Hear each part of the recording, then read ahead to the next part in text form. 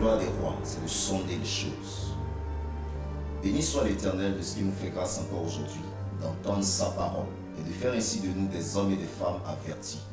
Mesdames et messieurs, chers frères et sœurs en Christ, merci de rester encore une fois fidèles à notre émission Mon Moi dans le Seigneur. Le président fondateur des Églises Ambassades Vainqueurs, le bishop Jean-François Komoué, nous fait encore l'honneur d'être à nos côtés. Assurément, le meilleur du mois d'août 2013 vous reviendra. Bonjour apôtre. Bonjour frère Arnaud, bonjour également à tous nos amis internautes et tous ceux qui nous suivent depuis quelques moments, tous ceux qui participent à cette émission Le Mois, Mon Moi dans le Seigneur. Que Dieu vous bénisse. Je profite déjà pour leur souhaiter un très bon 8e mois de l'année 2013. Très bon mois d'août 2013.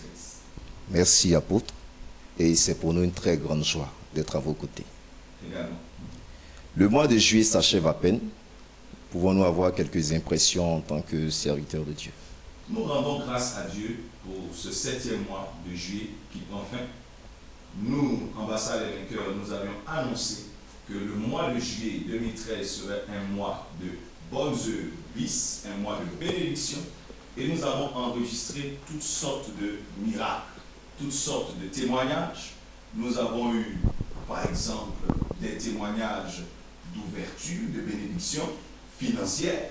Nous avons, à l'occasion de notre mois, eu ce que nous appelons une opération spirituelle. En d'autres termes, nous avons prié de façon prophétique. Et ici, au siège des Églises Ambassades des Vainqueurs, nous avons eu, lors de notre semaine spirituelle, à par exemple prier pour nos territoires, dégager nos territoires et avoir le meilleur de nos territoires. Dieu dit, si vous êtes doués d'aussi, vous mangerez le meilleur, les délices des terres où vous vous retrouvez. Donc nous avons prié, il y a un frère qui a participé à tout ce que nous avons fait. Nous avons béni par exemple la terre de nos espaces et même pris cette terre de cette église où nous sommes et nous l'avons répandue dans nos différents espaces. Et la semaine qui a suivi, il y a eu un déblocage où justement il a pu obtenir, lui qui depuis longtemps essayait de mettre son espace en location, en partage, n'avait pas de véritable client, il avait un premier client qui devait lui donner 400 000, qui ne donnait même pas cet argent depuis plus de 2 ans. Et puis il a eu une ouverture, quelqu'un est venu se présenter à lui pour un montant de 900 000 par mois et lui a versé cash des choses. Donc il a eu 9 millions. Le monsieur qui n'espérait même pas avoir 1 million a eu 9 millions sur coup. Et ça lui a permis justement de démarrer un projet qu'il avait à cœur et pour lequel nous étions en train de prier. Donc nous croyons que ça c'est un signe de bénédiction. Nous avons enregistré par exemple des délivrances. Nous avons eu une de nos sœurs qui est d'ailleurs chantre ici à l'église, qui a eu un accident très grave. D'ailleurs aujourd'hui elle est encore même à l'hôpital. Mais nous bénissons le Seigneur parce qu'après cet accident qui s'est passé à Boaké, elle est saine et sauve. Miracle, pas de tous les scanners, les radios ont démontré qu'elle n'a rien de grave, il n'y a aucun traumatisme, c'est juste des égratignures et des plaies légères sur le corps, alors que, annoncé au départ, elle a dû être transportée dans le coma, sur Abidjan, ça paraissait tellement grave. Nous bénissons le Seigneur de ce que Dieu a accompli sa parole, parce que nous avons prié justement contre tout ce qui était mort, et Dieu a délivré notre sœur.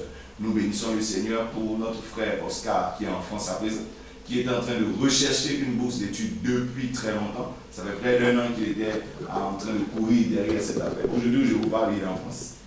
Ça fait déjà près de 5 jours qu'il est en France. Justement, il a eu sa bourse d'études et il a eu la possibilité de partir. Tout ça, ce sont des miracles, des différents miracles que Dieu a accomplis. Nous louons le Seigneur pour ça. Ça a été véritablement un mois de bénédiction. Nous croyons que la main de Dieu sera fidèle avec nous durant ce mois d'août. En tout cas, toute la gloire revient au Seigneur. Amen. Nous constatons qu'ils sont nombreux, ces fidèles-là, qui sont entrés dans la grâce du mois de juillet 2013. Amen. Nous entrons de plein pied dans le mois d'août 2013. Nous sommes très impatients de savoir ce que nous réserve ce mois. Août 2013 est déclaré mois d'accomplissement total. Mois d'accomplissement total, de plein accomplissement. Nous croyons qu'il y a que la parole de Dieu doit s'accomplir dans nos vies. Souvent, vous voyez que vous avez une vie qui ressemble à tout, sauf à l'accomplissement de la parole de Dieu. Vous avez une vie de promesses, où on vous annonce beaucoup de choses, on vous promet beaucoup de choses, et rien ne s'accomplit. Vous avez une vie d'espérance, une vie de projet, une vie de rêve, mais une vie de peu d'accomplissement. C'est l'accomplissement qui donne la joie. Le rêve, c'est vrai, est intéressant à faire, à concevoir, mais l'accomplissement donne la joie.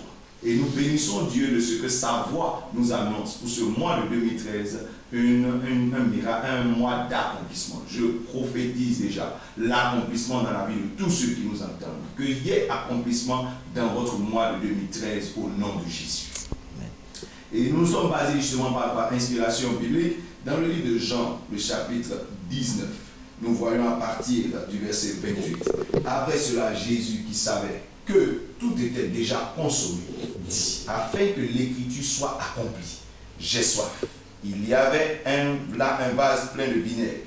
Les soldats en remplirent une éponge et l'ayant fixée à une branche d'hysope, ils l'approchèrent de sa bouche. Quand Jésus eut pris le vinaigre, il dit, tout est accompli. Et baissant la tête, il rendit l'esprit. Donc nous voyons ici dans ce petit passage 2 fois le mot accompli. Parce que nous étions justement dans la phase de l'accomplissement. Je crois que dans votre petit mois, vous aurez beaucoup d'accomplissement.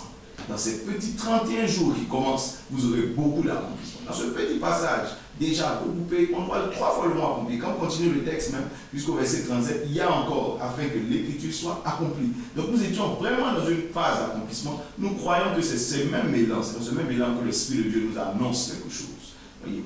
Ici, Jésus-Christ, dont nous parlons, a eu une vie prophétique, une vie de prophétie. Comment? Une vie annoncée déjà par prophétie et une vie d'accomplissement de ces prophéties. Avant même qu'il vienne, les prophètes se sont succédés et ont annoncé que Jésus-Christ arrivait. Donc déjà, et on avait déjà décrit même à la limite que serait sa vie. Ésaïe 53 raconte même la scène de sa mort, etc., etc. On dit comment est-ce qu'il va naître, la Vierge enfantera, ça c'est Ésaïe qui en parle encore. Donc vous voyez qu'il a eu une vie prophétique d'annonce déjà par prophétie, mais une vie également d'accomplissement de ces différentes prophéties. Donc Jésus-Christ, avec ces deux combinaisons, annonce et accomplissement, a eu ce qu'on appelle une vie accomplie, justement, une vie miraculeuse. Ce mois sera un mois d'accomplissement pour vous, un mois miraculeux pour vous. Donc, comment est-ce que Jésus-Christ a vécu? On a vu qu'il a vécu déjà avec plusieurs miracles. Par exemple, il y a ce que moi j'appelle les miracles d'annonce, qui annonçaient son arrivée. Il a eu les miracles de naissance. Jésus-Christ est né par miracle. Il a fallu que l'ange dise à Marie, l'homme du Très-Haut sera sur toi et tu concevras un enfant. Marie a demandé, comment cela va se faire? Je ne connais pas l'homme. Il dit justement, ce n'est pas un miracle que cela va se faire. Donc Jésus-Christ est né par miracle, parce qu'il n'a pas eu de père terrestre. Jésus-Christ a eu quoi? Un temps de reconnaissance. Donc il y a eu des miracles de reconnaissance. Par exemple, Jean-Baptiste l'a reconnu au milieu de toute cette population. Il a reconnu, voici l'agneau de Dieu. Vous savez, plusieurs sont ceux qui ne vous reconnaissent pas. Si quelqu'un vous reconnaissait ce que Dieu avait fait de vous, c'est sûr que votre vie serait autre chose. On a vu Jean-Baptiste avoir une certaine attitude envers Jésus-Christ parce que justement, il l'a reconnu. Il a reconnu comment? Par miracle. Il dit, on m'a dit que celui sur qui je verrai l'Esprit descendre, c'est que c'est le Fils de Dieu. Donc il ne le connaissait pas. Il dit, je ne le connaissais pas, mais il y a eu un miracle qui m'a permis de le reconnaître et de vous le présenter. Alors il est baptisé, le ciel s'ouvre encore et le ciel confirme ce que Jean-Baptiste venait de dire. Celui-ci est mon fils bien-aimé en qui j'ai mis toute mon affection. Donc il y a eu des miracles de reconnaissance qui ont continué toute sa vie. On a vu par exemple que les mages l'ont reconnu à partir de l'étoile qu'ils ont vue. On a vu par exemple que dans sa vie, on a vu par exemple que lorsqu'on l'accueillait en Matthieu 21 sur l'âne, on l'a reconnu encore. On dit voici celui dont il était annoncé. Il vient comme au nom du Seigneur. Donc on a vu Pierre le reconnaître en Matthieu 16. Quand Jésus-Christ parle, il dit qui suis-je? Pierre dit tu es le Christ, le Fils de Dieu. Il dit ça c'est pas la chair, c'est pas le sang, c'est pas la réflexion humaine qui a produit cela. C'était un miracle de Dieu. C'est mon Père qui est dans les cieux qui t'a communiqué cette pensée-là. Donc il a été reconnu par miracle. Et après cela, il est mort par miracle. Jésus-Christ n'est pas mort d'une mort naturelle. C'est vrai, il y a eu beaucoup d'acteurs, on l'a livré, mais quand vous lisez les Écritures, il est mort exactement comme ça a été annoncé. C'était un miracle de voir des gens se comporter comme ça a été annoncé, pas autrement. On l'a mis au poteau, Judas l'a livré pour 30 pièces d'argent, c'est ce qui était annoncé, pas plus. Comment est-ce qu'ils ont fait pour signer ce contrat exact de 30 pièces d'argent? On a vu qu'il a été livré aux Romains, on l'a crucifié, et ici justement le texte que nous avons lu décrit sa mort. Ou quand Jésus-Christ est en train de mourir, il dit j'ai soif, par exemple.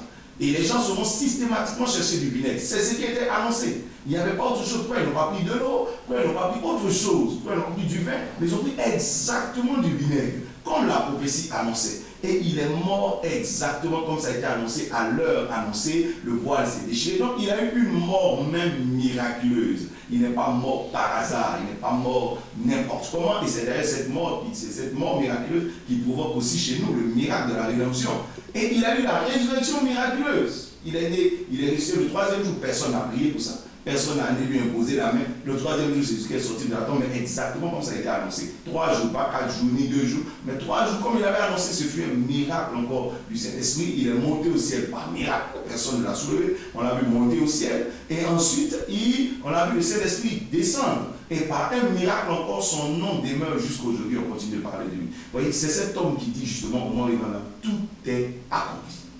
Donc, vous dites que toutes les prophéties qui avaient été annoncées se sont accomplies. Il n'a pas vécu la moitié, il n'a pas vécu le quart, mais il a vécu l'accomplissement total. Aujourd'hui, dans notre vie à nous, souvent, on ne commence même pas l'accomplissement. On ne voit même pas un début d'accomplissement des promesses qui ont été annoncées, un début d'accomplissement de la prophétie qui a été annoncée. On t'a dit, par exemple, tu vas te marier, il n'y a même pas un fiancé à l'horizon. Il n'y a même pas quelqu'un qui te dit bonjour, tu ne vois même pas le début de l'affaire. On t'a dit, tu aurais un enfant alors que tu es stérile, tu ne vois même pas le petit retard dans ta vie. Il n'y a même pas le début de l'affaire. Une porte d'ouverture doit s'ouvrir, rien ne se présente, la porte même ne se présente pas pour dire qu'elle va s'ouvrir. Tu ne vois pas le début de l'affaire. Mais avec Jésus-Christ, les choses ont commencé. Et justement, en ce moment, l'accomplissement, il y aura un début chez quelqu'un. Il y aura un début du processus d'accomplissement chez quelqu'un. Tu verras la main de Dieu commencer avec toi. Et tu sentiras que c'est l'accomplissement de cette promesse qui est en train de démarrer. Mais en dehors du démarrage, de la puissance du démarrage de l'accomplissement, il y a aussi que les gens vivent un accomplissement partiel, un accomplissement à moitié. Donc la chose démarre bien et puis au milieu tout se bloque. Tout est bloqué, ça a bien démarré et puis à la fin les gens n'arrivent pas à continuer ce qu'ils ont commencé avec toi. Tu ne vois pas la suite des choses se faire, ton activité ne bouge plus, tout avait bien commencé, on a dit tu serais béni, ça a bien démarré. Abraham par exemple a bien démarré lorsqu'il quittait Ur de Chaldée puis après il ne voyait plus rien. Il n'y avait plus d'enfants qui venaient, sa femme ne change pas et puis tout se bloque. Abraham même a dû dévier pour cela. Certains d'entre vous, je suis sûr que vous êtes découragés justement parce que les choses ont bien démarré et ça s'est arrêté. Non, c'est le temps de revenir dans la foi. Parce que Dieu veut accomplir sa parole. Abraham a dévié, il a dit Dieu allait prendre Agar et puis avoir un enfant. Mais à la fin, il a regretté. Parce que la parole de Dieu s'est accomplie. La saison d'accomplissement existait. Quand Sarah même doutait, Dieu lui a dit au temps fixé. Ton temps fixé est arrivé. Il y aura un miracle dans cette saison. Tu verras la puissance de Dieu se manifester dans ta vie pour accomplir la promesse de Dieu, pour accomplir la prophétie, pour accomplir ce rêve que tu as en toi. Donc, cette puissance d'accomplissement, je dois travailler pour qu'il y ait un accomplissement total dans votre vie. Rappelez-vous ce monsieur qui était aveugle, Jésus-Christ prie pour lui.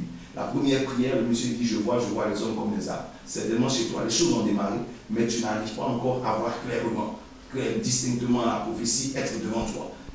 Jésus-Christ a reprié. C'est le temps de cette deuxième prière. C'est le temps de la manifestation de cette deuxième foi. C'est le temps de se relancer dans cet élan spirituel. La Bible dit alors la puissance qui devait emmener à l'accomplissement total. Cette prière de Jésus-Christ s'est manifestée. En ce mois d'août, justement, nous aurons la manifestation de cette puissance d'accomplissement total dans notre vie. En tout cas, merci beaucoup, Bishop, pour ce thème. Et nous pouvons dire déjà Alléluia pour ça. Béni soit le Seigneur. Certainement, pour rentrer dans cette saison d'accomplissement, il doit avoir des recommandations ou des sujets de prière particuliers. Oh oui, vous savez, pour qu'il y ait accomplissement parfait dans votre vie, il faut déjà de la complicité. Il faut que Dieu soit avec vous. Il a dit avec Dieu, vous ferez les exploits. Que Dieu soit avec vous pour que les choses puissent s'accomplir. Que vous-même, vous soyez dans la bonne disposition. Donc, il faut être le complice de Dieu. Dieu avec vous, puissant pour agir, bon pour agir, il est avec vous pour accomplir sa parole. Il faut que vous soyez dans la disposition de foi, dans une disposition d'obéissance à la parole de Dieu, dans une disposition qui vous unit justement au plan voulu de Dieu. Lorsque vous n'avez pas la foi, vous vous déconnectez de Dieu. Vous vous déconnectez de ce que Dieu veut faire avec vous. Lorsque vous n'êtes pas obéissant au principe de la parole de Dieu, vous vous déconnectez du plan de Dieu. Parce que Dieu évolue dans ses principes. Il faut pouvoir évoluer avec le Seigneur, comme des complices du Seigneur. Donc renouvelez votre foi en Dieu, renouvelez votre foi dans sa parole, renouvelez votre zèle. Il faut pouvoir avoir le caractère que Dieu veut, un caractère de foi, un caractère d'audace, un caractère qui croit à l'accomplissement. Il faut pouvoir travailler justement à l'accomplissement. Ne soyez pas timide dans votre destinée. Ne vous laissez pas avoir par l'ennemi, ne vous laissez pas décourager, ne soyez pas faible, relevez-vous. Il faut avoir une vie de prière conséquente justement, parce que Dieu est esprit. Et ce n'est pas le moyen spirituel que vous pouvez généralement vous unir à lui. Dès l'instant où vous avez une bonne vie de prière, vous mettez avec le Seigneur, vous marchez dans les principes, vous verrez que la puissance de Dieu travaille avec vous. Le troisième complice, ce sont les hommes. qui sont autour de vous. Il faut que les gens soient complices. Dieu était d'accord pour que Jésus-Christ meure de cette manière. Jésus-Christ lui-même était d'accord. Il a dit que ta volonté soit accomplie. Mais maintenant, il fallait que les acteurs, ceux qui allaient jouer leur rôle, tels que Judas, tels que tous ceux qui étaient à côté, justement, aussi jouent exactement leur rôle, pas autre chose. Donc il y a des acteurs autour de vous. Mais ceux-là, vous ne pouvez pas les contrôler. Il n'y a que l'Esprit de Dieu qui peut les contrôler. Donc justement, quel est le moyen pour qu'il y ait un accomplissement total? Il faut que la puissance du Saint-Esprit se mette à l'œuvre. L'ange a dit à Marie, c'est l'ombre du Très-Haut qui se lèvera sur toi. Donc l'ombre de Dieu se lèvera autour de vous. Vous verrez la gloire de Dieu se lever autour de vous. Et vous verrez alors des personnes agir dans le sens de l'accomplissement de la prophétie que Dieu a mise dans votre vie. Voyez, quels sont donc ces moyens d'accomplissement? Un seul moyen, le Saint-Esprit avec vous. La vie, ce n'est pas par la chair, ce n'est pas par le sang, ce n'est pas par la force, ni par quoi que ce soit, c'est par mon esprit. Quand la chair travaille autour de vous, quand le sang travaille autour de vous, vous ne vivez pas ce que Dieu dit. La vie de Jésus a demandé, qui suis-je au dit des gens, aux gens qui sont sous l'influence de la chair. Il dit, tu n'es que prophète. Ça veut dire, on te donne un traitement de prophète.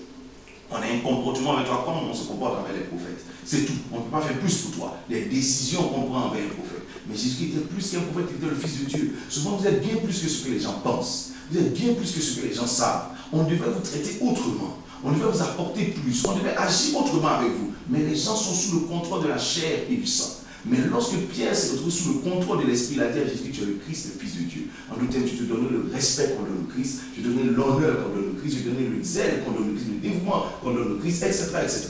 Donc vous verrez que votre environnement, lorsque le Saint-Esprit commence à agir, votre environnement change d'attitude. Les gens n'agissent plus sous le contrôle du sang, de la chair et de tous les raisonnements humains, mais plutôt sous le contrôle de l'Esprit.